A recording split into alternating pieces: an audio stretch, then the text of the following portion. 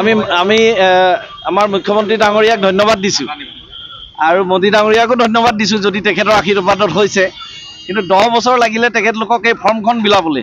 যেতিয়া আম আদমি পাৰ্টীয়ে গৈ ঘৰে ঘৰে প্ৰচাৰ কৰি দিলে যে 5 গৰাকী মহিলাক যদি অৰুণোদয় আঁচনি দিছে 100 গৰাকীক বঞ্চিত কৰিছে, এই কথাটো যেতিয়া চাৰিপিনে বিয়পি গ'ল তেতিয়া তেওঁলোকে গৈ এতিয়া ঘৰে ঘৰে ফৰ্ম বিলাবলৈ আৰম্ভ কৰিছে।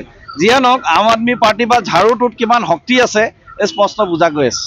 আজি গধূলি 5টালৈকে সময় আছে, তথাপিও আমাৰ কৰ্মকৰ্তাসকলে প্ৰতিটা মুহূৰ্তই কি ধৰণে আমি কেম্পেইনিঙত ব্যৱহাৰ কৰিব পাৰোঁ। যদিও আজি বহুত ডাঙৰ বৰষুণত তিতি মেলি হ'লেও আজি প্ৰায় 400-500 বাইক ইয়াত গোট খাইছে বাইক ৰেলী কৰিবৰ কাৰণে। তেখেতলোকৰ উৎসাহ বৰষুণেও কমাই দিব পৰা নাই। আমি আশাবাদী যে আগন্তুক দিনত এটা ভাল ফলাফল পাবলৈ গৈ আছে। নাই, প্ৰত্যাহ্বানটো চবতে আছে, সেইটো আমি নাই বুলি নকওঁ। আৰু বিৰোধীক আমি কেতিয়াও দুৰ্বল বুলিতো নাভাবোৱে, তেওঁলোকেও যথেষ্ট কষ্ট কৰি আছে। কিন্তু কেম্পেইনিং আমি যি ধৰণে কৰি আগবাঢ়ি আছোঁ, নতুন নতুন জেগাত সোমাবলৈ পাৰিছোঁ, ৰাইজে আমাক আঁকোৱালি লৈছে। এটা আণ্ডাৰ কাৰেণ্ট চলি আছে। এই আণ্ডাৰ কাৰেণ্টটো হঠাতে আপোনালোকে 19 তাৰিখে গধূলিলৈকে একেবাৰে স্পষ্ট ইংগিতত দেখা পাব।